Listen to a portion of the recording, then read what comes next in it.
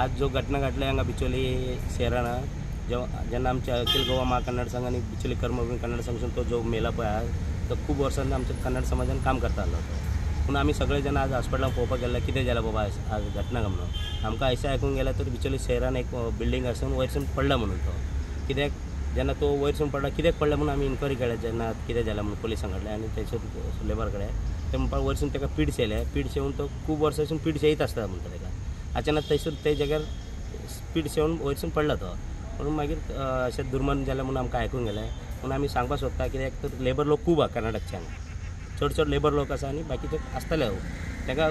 चड ते खंय तर आमी लेबर कार्ड नाजाल्यार ताका इन्शुरन्सान खंय तर करून दिवपाची आमी सरकार कडेन उलोवन आनी